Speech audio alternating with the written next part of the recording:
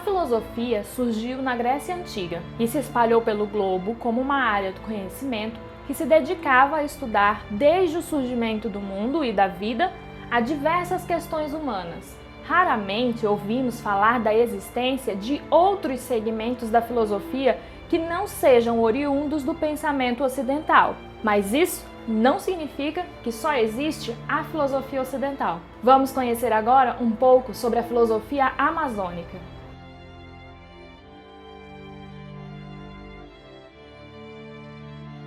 Olá, meu nome é Elisa, sou professora de filosofia e a primeira coisa que devemos ter em mente antes de falar sobre a filosofia amazônica é o significado da palavra filosofia. Filosofia quer dizer amor à sabedoria. Esse termo surgiu na Grécia Antiga para designar um grupo de pessoas que não estavam satisfeitas com as explicações acerca da origem do universo e o surgimento da vida e se dispuseram a pesquisar e refletir sobre isso de maneira sistemática. Apesar de falarmos sobre a Grécia, essa atitude filosófica ocorreu em diversas partes do mundo, em diferentes períodos e com diferentes povos. A Grécia se destaca porque conseguiu levar essa atitude a muitos outros lugares, formando assim o pensamento ocidental, que é a base do conhecimento teórico, especulativo, científico, como conhecemos ainda hoje. Mas não é porque o pensamento grego alcançou vários povos que não existem formas de filosofar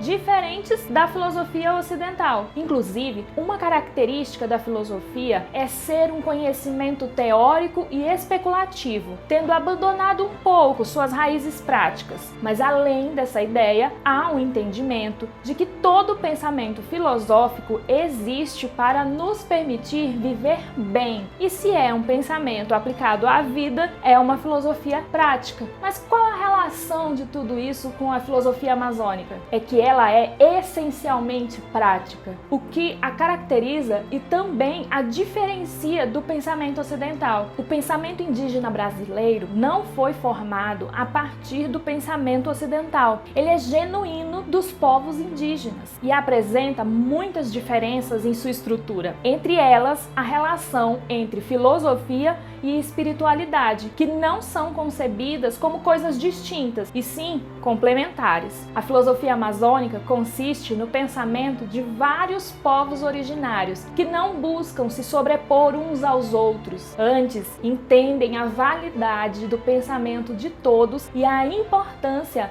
da diversidade. Lembrando que não é porque a filosofia é amazônica que está restrita ao espaço geográfico da Amazônia Legal. Ela compreende o pensar de todos os povos originários, porque eles possuem em comum uma real preocupação com a preservação do meio ambiente e tudo que ele representa a seus povos. Esse pensamento tem ganhado cada vez mais espaço entre intelectuais, ainda que não tenha sido criado recentemente. Na verdade, a filosofia dos povos originários existe desde que eles existem, pois está ligada à relação estabelecida entre cada povo com o mundo físico e espiritual e como isso determina as ações perante a natureza. Para garantir um maior entendimento sobre o que eu acabei de explicar, vamos conhecer agora o pensamento de 4 escritores indígenas oriundos de 4 etnias diferentes: os Munduruku, em sua maioria residentes no estado do Pará, os Krenak, que habitam sobre o leito do Rio Doce, no estado de Minas Gerais, os Wapchana e os Yanomami, que são povos que possuem parte da sua população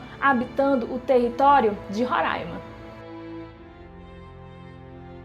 Formado em filosofia, história e psicologia, mestre e doutor em educação e pós-doutor em linguística, Daniel Munduruku é um escritor premiado com 54 livros publicados, diretor de uma ONG chamada Instituto K e administrador de uma livraria especializada em autores indígenas. Daniel Munduruku é um grande divulgador da cultura indígena. Numa entrevista, ele conta que quando era menino não gostava de ser índio. As pessoas o chamavam de índio para retratar aquilo que elas consideravam ruim. Foi seu avô que fez o processo contrário e o ensinou a valorizar quem era. O avô de Daniel o resgatou da vergonha que sentia e o trouxe para o espírito de seu povo. Só a partir de então começou a se orgulhar de quem era. Em outra oportunidade, ele diz: "Hoje eu sou educador de formação e tenho toda a preocupação em trazer informações para as crianças e jovens da cidade sobre a cultura indígena. Meus livros são para eles e para aqueles que não conhecem tudo o que eu vivi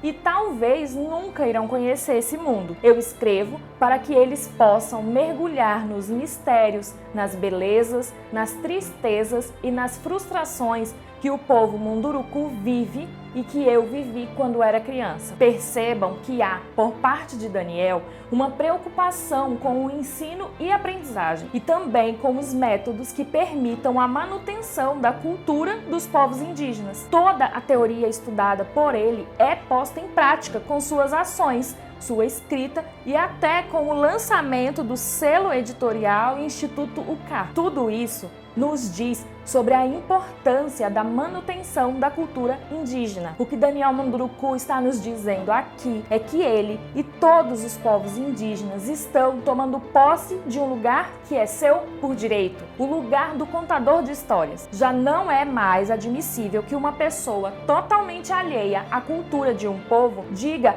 a todos a sua perspectiva e essa se torne a única verdade possível. Aqui cada um tem o direito de contar a sua história, de pensar sobre ela, de escrever sobre ela, porque a cultura de cada povo é tão importante quanto a própria existência enquanto povo.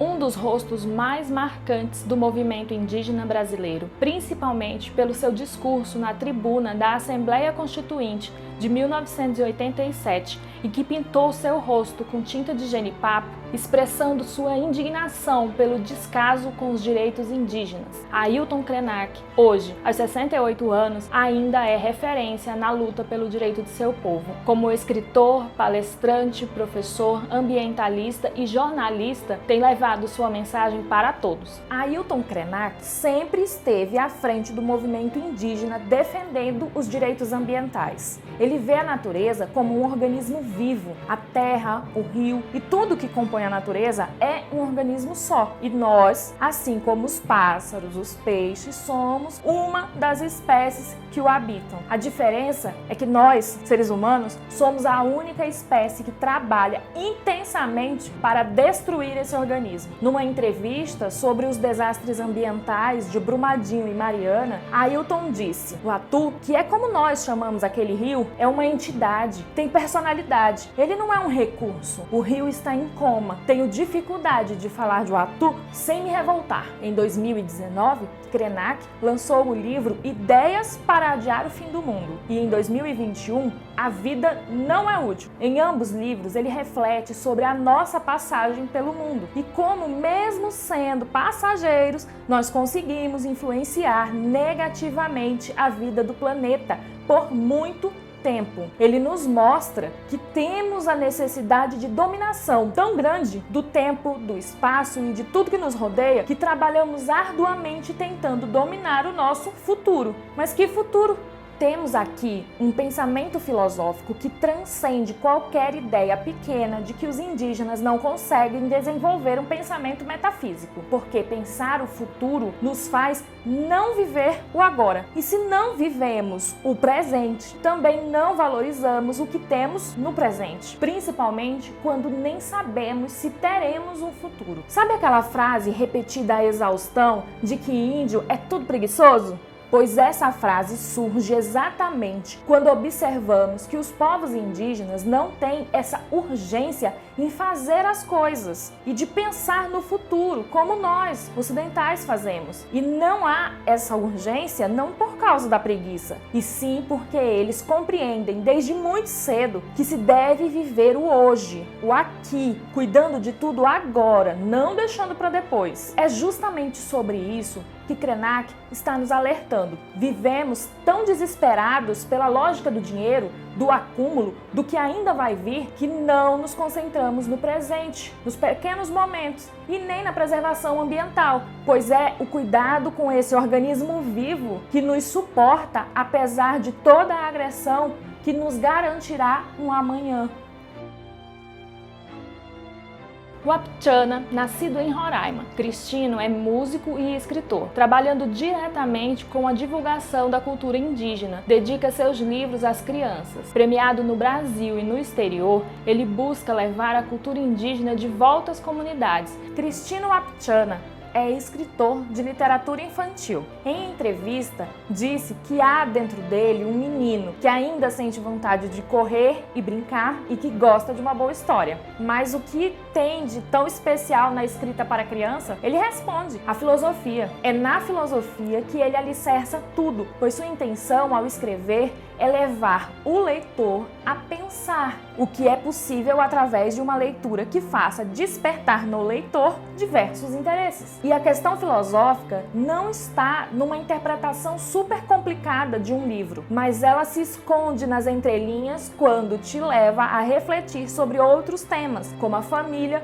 ou como estar no mundo. E se você acha que isso é algo muito complicado, Cristino diz que o importante é escrever uma narrativa que surpreenda o leitor, com personagens que o motivem a continuar lendo. Essa reflexão que Cristino propõe pode parecer simples, mas não se você lembrar que o público dele são crianças. Seus livros atraem muito facilmente a atenção dos pequenos, mas em sua escrita conta sobre a história e curiosidades dos Wapchana, coisa que uma criança se identifique e possa chegar a uma reflexão através da leitura, da introspecção, questionando comportamentos que são naturais para o seu povo e para a sua comunidade. Em outras palavras, o que Cristino faz é se colocar como uma ponte entre a realidade de uma criança e o mundo que ela vive, onde internet, programas de TV e rádio são feitos e pensados para crianças brancas, pertencentes a culturas diferentes da sua. O que ele faz é aproximar essa criança à cultura de seu povo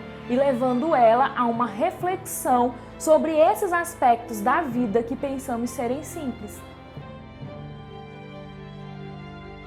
Nascido no estado do Amazonas, onde encarou cedo a maldade humana, tendo toda a sua comunidade dizimada ainda quando criança, Davi se estabeleceu em Roraima. Em 2004, quando a Utucara Associação Yanomami foi criada, se tornou presidente, onde tem atuado até hoje pelos direitos dos povos indígenas.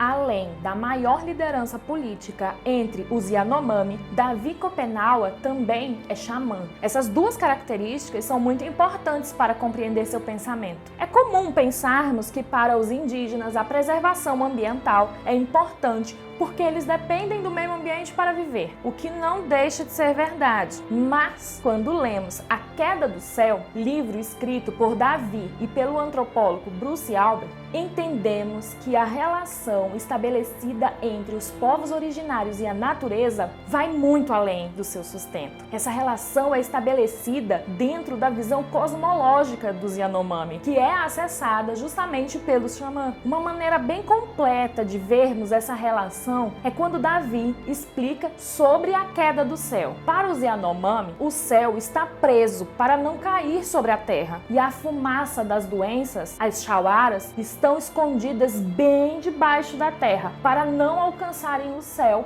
e provocarem a sua queda. Para o mundo estar em harmonia, as chawaras devem permanecer debaixo da terra e o peito do céu deve continuar preso. Mas quando os brancos começam a explorar a terra, eles liberam as chawaras. E quanto mais elas sobem até o céu, mais ele corre o risco de cair e destruir tudo. Ou seja, os xamãs têm acesso ao mundo espiritual e eles são responsáveis por manter esse equilíbrio. Mas com a invasão dos garimpeiros ao território Yanomami, seja com trabalho manual ou máquinas, a terra está sendo violentada e toda aquela contaminação ambiental causada pelo garimpo é a chawara sendo liberada da terra. Nessa previsão, Davi é bem claro claro, as Chawaras estão cada vez mais matando seu povo e elas estão ferindo o peito do céu. Mas quando o céu cair, não serão só os Yanomami os afetados, todos seremos dizimados. Essa pode parecer uma daquelas histórias que não tem chance de acontecer, mas infelizmente a queda do céu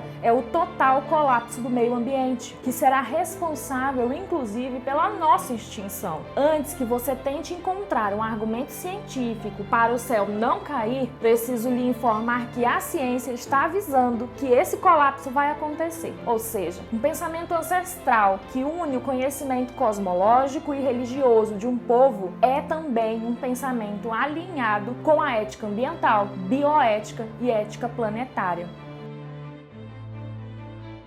A filosofia pode até ter surgido na Grécia, mas de lá para cá ela evoluiu muito no seu processo de pesquisa e na abrangência de temas estudados. Ela é responsável pela origem do pensamento e método científico. Influenciou a formação das ciências da mente, desde a psicologia à inteligência artificial. Foram nas bases dessa filosofia ocidental que a sociologia nasceu, que a linguística foi aprimorada, que a medicina e a biologia receberam suas primeiras teorias. Mas essa filosofia também abre espaço para conhecimentos que não estão nos lugares mais vistos. Porque para a filosofia o que importa não é de onde o conhecimento vem, importa que seja conhecimento, que seja uma nova maneira de ver o mundo, de olhar os problemas e propor novas respostas. A filosofia amazônica é pouco conhecida, pouco divulgada e quase nunca é estudada nas escolas, mas ela é tão grande quanto a história da filosofia ocidental. Então, minha dica para você que assistiu esse vídeo é: não pare por aqui. Há muitos pensadores indígenas no Brasil esperando por você. Já tinha ouvido falar sobre filosofia amazônica? Gostou do vídeo? Então se inscreve no canal e aproveita para deixar seu like e compartilhar com todo mundo. E se você ainda não assistiu os outros vídeos da série Filosofia Descomplicada, não saia deste canal antes de ver todos!